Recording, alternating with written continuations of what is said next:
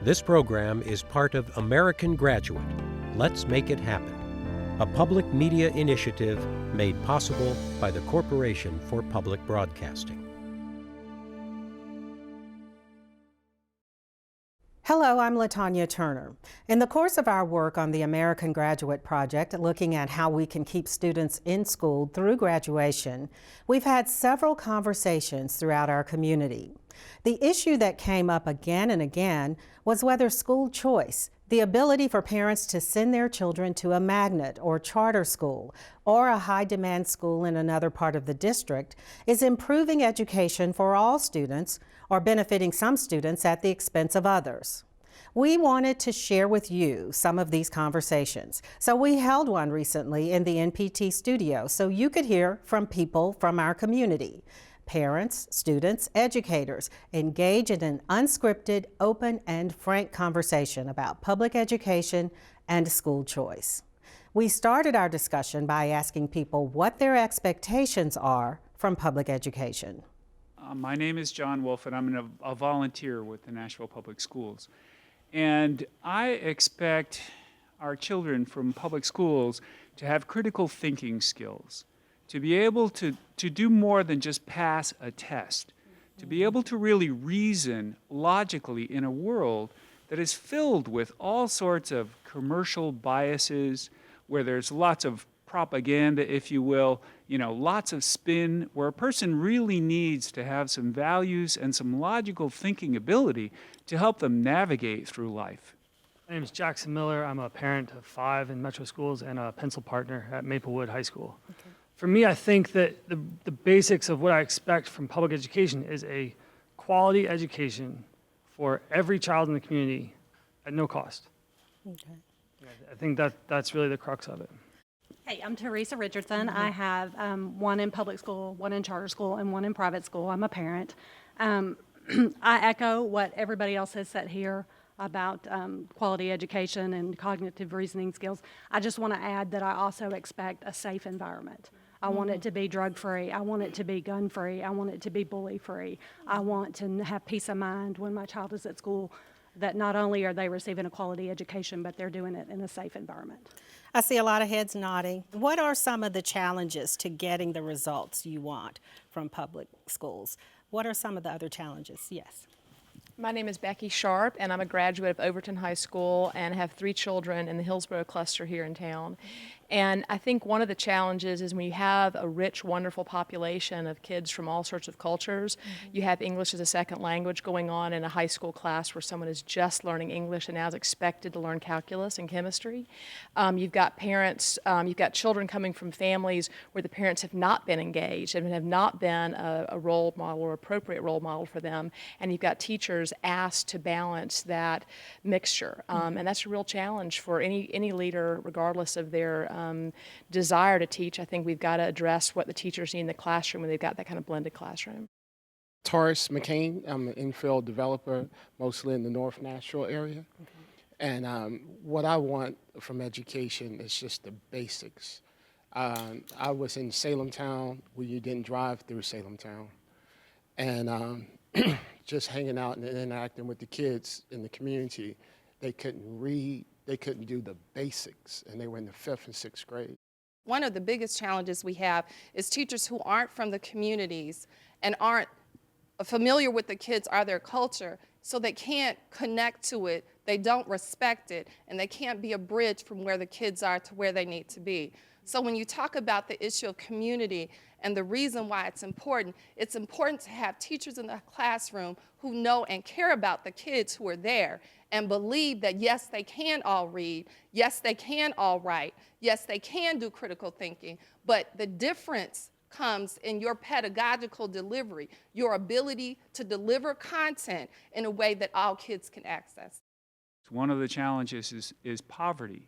Really. One of the challenges is a segregation that happens when people can afford to go to another school, or they play a lottery, or they get involved in a charter situation where their kids get an iPad if they go to the school. But then that takes away some of the money that goes to the public schools. And public schools are saddled. I have a friend who's a teacher. He lives right around the corner from me. And he talked about how they decided to put special ed kids, just blend them right in with all the other kids. So he has a kid who cries all day in the classroom, disrupting the class. His responsibility is to teach. We have a government that says, we're going to put standards on the whole country. You have politicians telling educators how to teach, instead of asking educators how to teach, instead of looking to a community and saying, what do our children need in order to be prosperous? We live in a atmosphere that wants instantaneous results. Everything around us gives us that opportunity to look in our phones and get the answer right away. So it's really not about our children knowing the answer. We have to teach them how to find it. We have to teach them critical thinking skills. We have to teach them how to search out valid resources, because they're being influenced by far more information than anybody else in human existence. Okay. And so it can be a daunting task, but we cannot use a generalized solution for such a diverse population. So some school districts have used choice as a solution to that, so that people can find the place that fits them best, where they can get the real world experience that they want. Metro Nashville Public Schools is one of those that has implemented a pretty broad choice system to help deal with some of the problems we've been talking about. Do any of you have any thoughts about choice? Have any of you actually taken advantage of the choice opportunity that Metro has offered? Hello, my name is Lager Newman. I'm the founder and head of school of Purpose Preparatory Academy, an elementary school, charter public elementary school in the North Nashville community. And I took advantage of choice in terms of creating choice for more families, because I attended undergrad here in Nashville and had the opportunity to tutor throughout the North Nashville community in particular.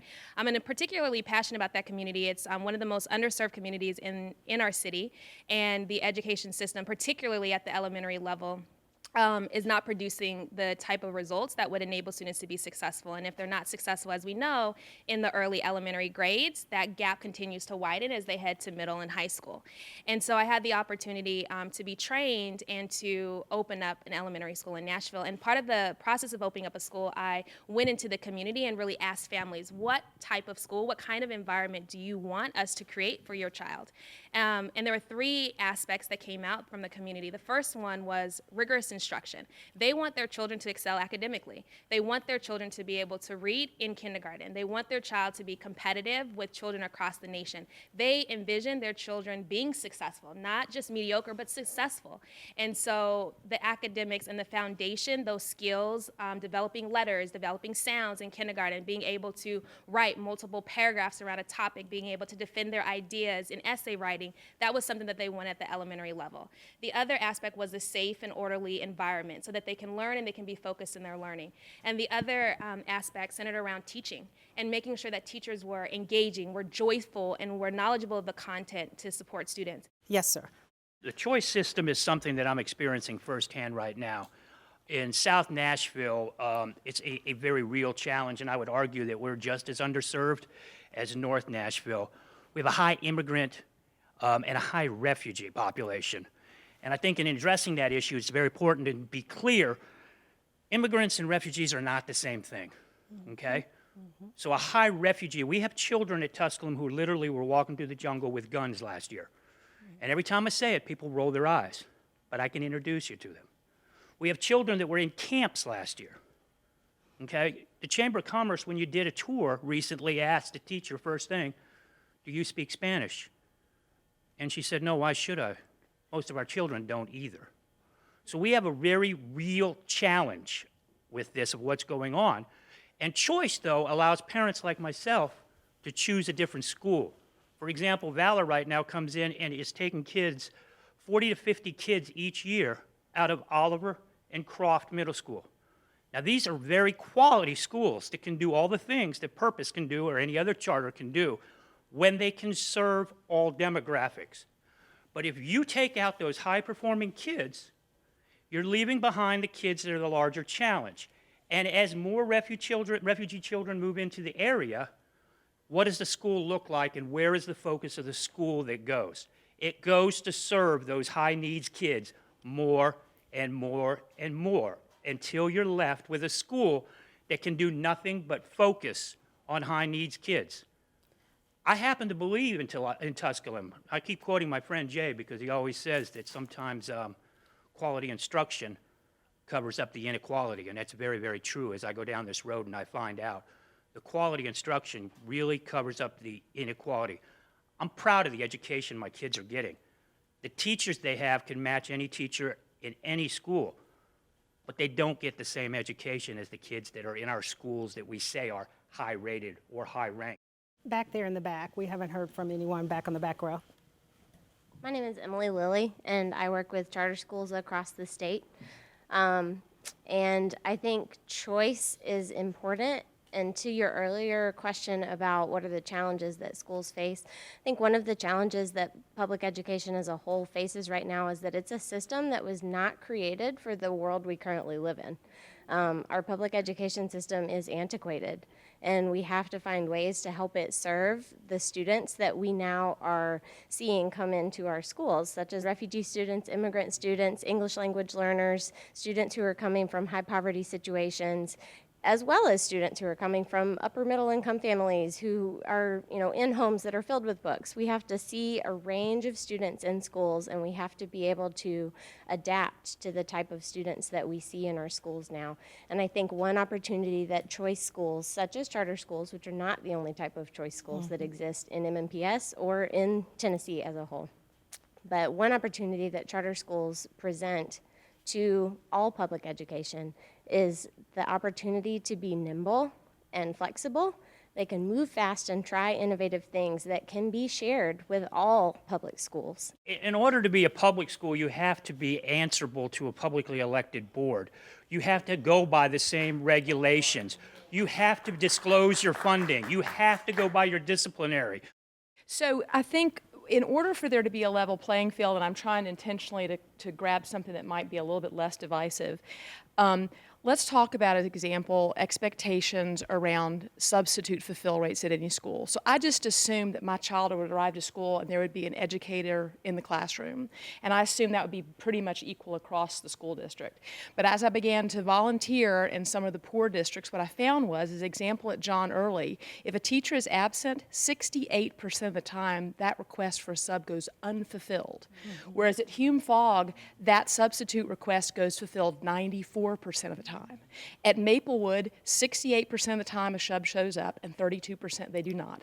At Hillsborough, it's about 80. That's the kind of inequality that we have to balance at charter, zoned, magnet, everywhere, and set those expectations for an educated, engaged, amazing professional in the classroom at all of our schools, whether it's John Early or Kirkpatrick or Hillsborough High School or J.T. Moore. And I think until we get that balance, we're going to continue having inequities. I think that sort of the crux of the problem, and it gets to the equality, is that we're talking about choice in a time when we're also talking about limiting options. And what I mean by that is that the economy is choice and standardization, right? We have standardized tests that much of this room has already said, it's not about that. It's about making sure the community has what's right for that community. And if I look at what the public schools, which I think does include charter and MMPS schools in Nashville, if I look at all the public schools in Nashville, I think that we have a struggle between top-down dictating of how we're going to handle things, whether it be curriculum or whether it be what kind of programs we're going to have. And that is what's different at some of the choice schools, whether they be magnets or charters, is that there's more autonomy at the building level, that the school leader has more autonomy to do what's right for their students in their building.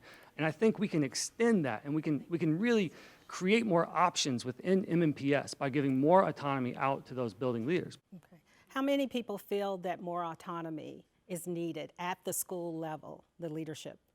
Just raise your hand, just curious. Seems like there's a lot of agreement. Yes, sir. When No Child Left Behind came, I was excited. I thought, this means my kids are going to mean something, because before that, they didn't count. So I was for No Child Left Behind, and I was open to choice. That sounded good. It's a nice soundbite. And the more I've learned, the more disenchanted I become about privatization and choice and all of those catchphrases like accountability, equity, and all those kinds of things. If you're going to teach and you're doing a good job, in Oakland High School we have an IB program, but we have 40%, close to 40% poverty. So we have the whole spectrum.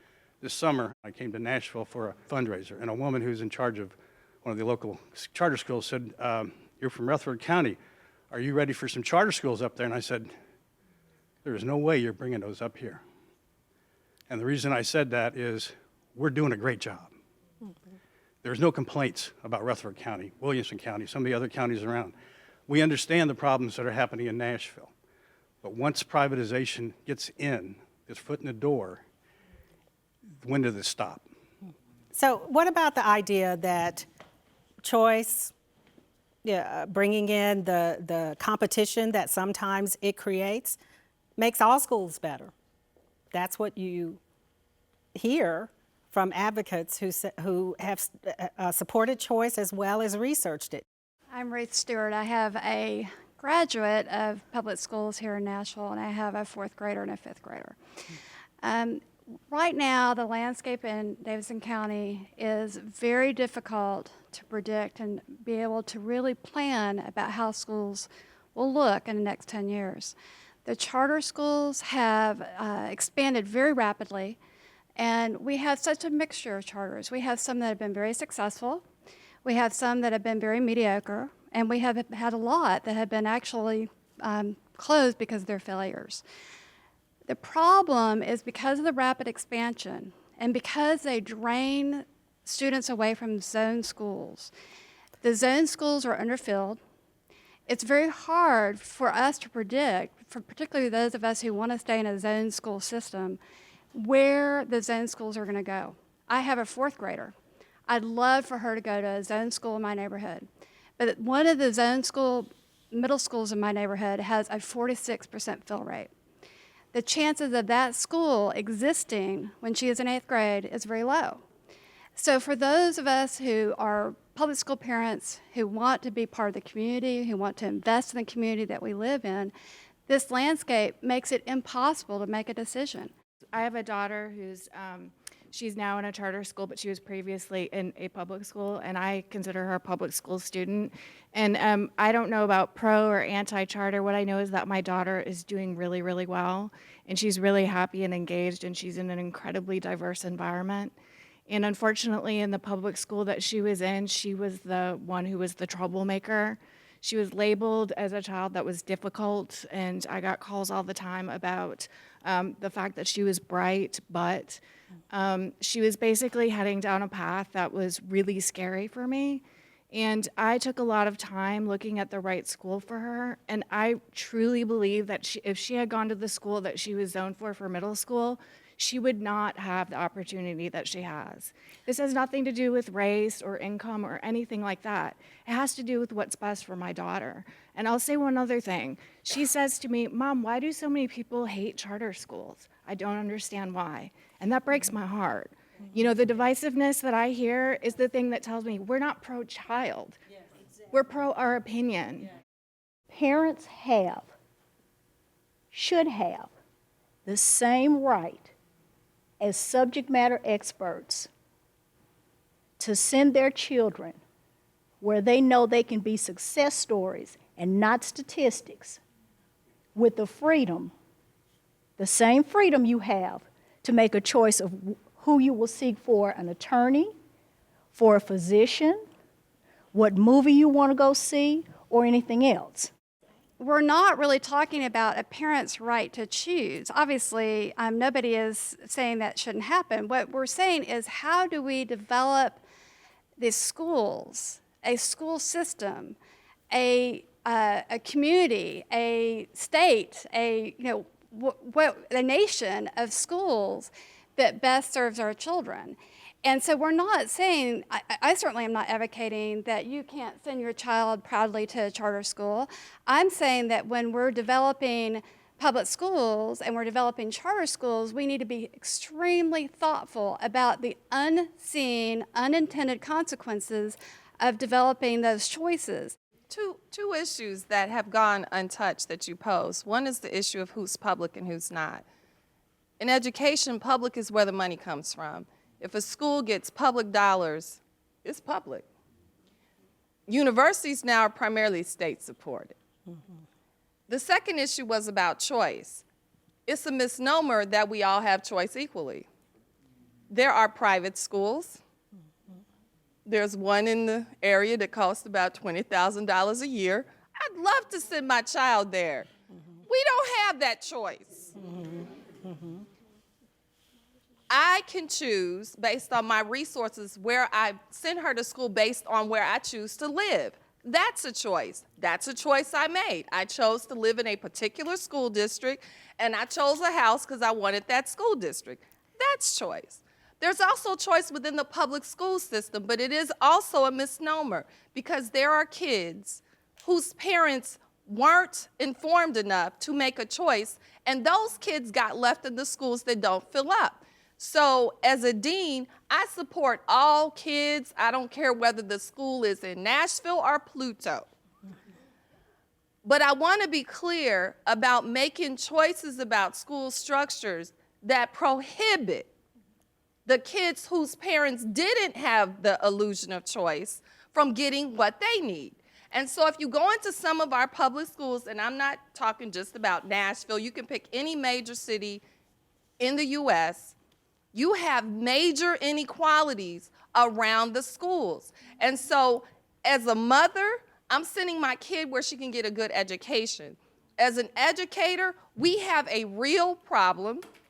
There are some charter schools publicly funded who offer kids a wonderful education, and I've actually been in Legworth School. I've also been in charter schools that don't offer kids a wonderful public education, and I've been in private schools where I don't know why people spend the money.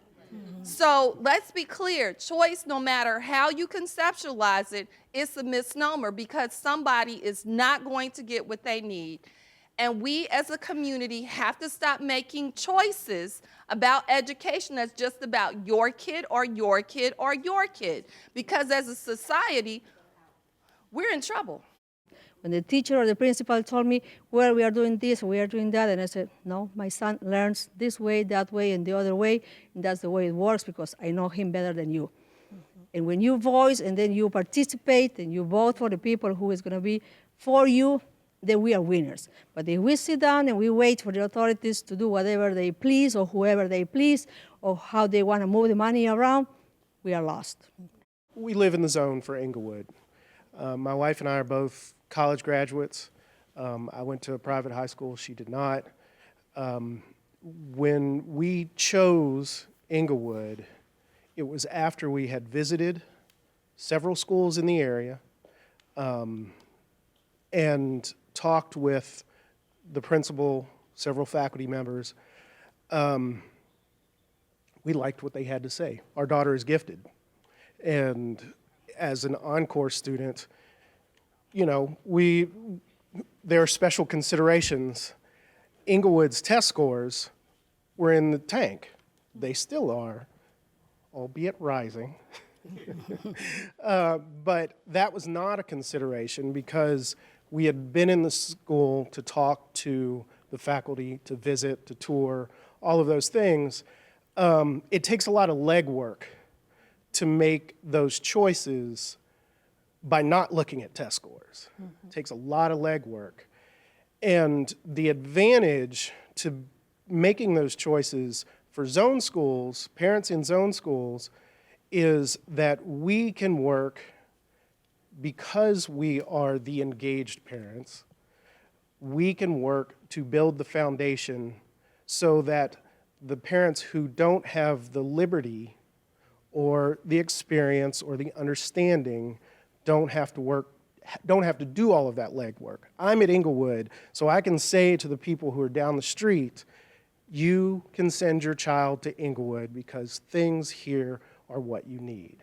Every child needs to be able to get off the bus in their zone and get exactly what they need socioeconomically, socio-emotionally, and intellectually. And my concern is that children whose parents are not engaged walk into their zone school that has been that has had parents who've chosen other options not stay, and then those children do not get what they need. And I agree the parents need to make that decision and want the choice to, but my big concern is Inglewood's a great example. If you weren't there and what you're doing there is going to raise the tide for all the other families there. I just think that that kind of choice, if it's spread too far out, leaves a wasteland school.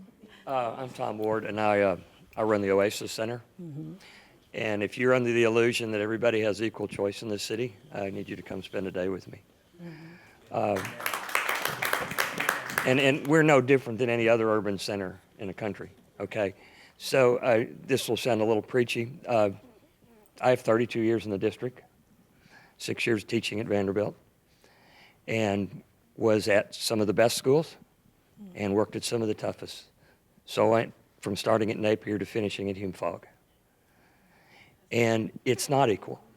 But the conversation that's troubling to me is this. And Charlie Frazier, who was arguably one of the better people that live in this city, he said, when we get a quality education, when we win, we all look out for everybody else's child. Mm-hmm.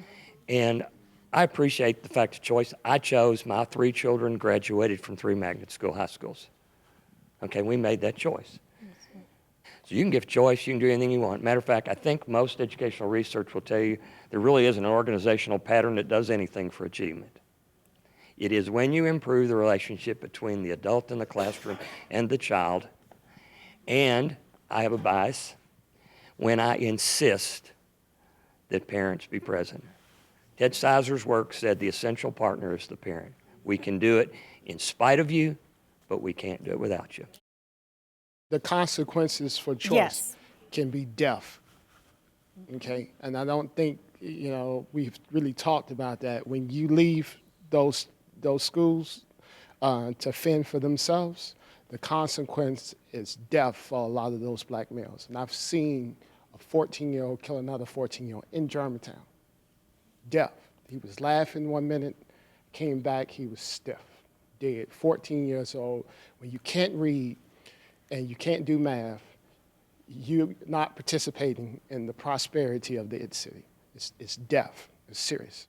Parents, what you said, they just can't wait. And so my question is, if we know that Tennessee is one of the bottom states, if we know that the district schools are failing and have been failing for years, decades now, what do we do now for parents who have a kindergartner? What do we do now for a parent who has a 3rd grader, and we know that if they can't read, that's actually going to determine prison rates?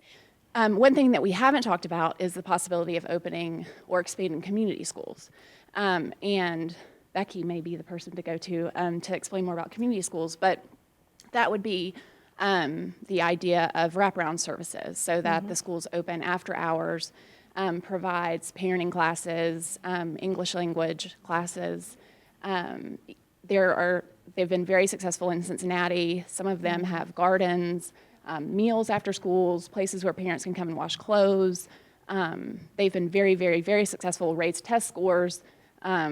So that's something that I don't know why we aren't looking at more. I would just say, I would argue that we can't really support as a community all these different types of schools, and that's my biggest concern, is there's only a certain pot of money, and you keep spreading it thinner and thinner, then none of the schools have what they need. When we hear schools that are only partially filled, or we hear classrooms that are too full, and we hear from teachers that want smaller classrooms and that would do better, and you hear a lot of great ideas, and the charter schools and other schools have come up with great ideas. It would be great to share those ideas and focus on the schools we have and focus our money that way instead of spreading out the energy and the money to where no one is getting what they need. We want to know what you think. Send us your comments to tv8@wnpt.org or by calling our viewer comment line at 615-259-9326. Find us on Facebook or join the conversation on Twitter, #NPTAmgrad. If you'd like more information about this and other programs in our American Graduate Series, go to wnpt.org/American Graduate. Thank you for watching. This program is part of American Graduate. Let's make it happen. A public media initiative made possible by the Corporation for Public Broadcasting.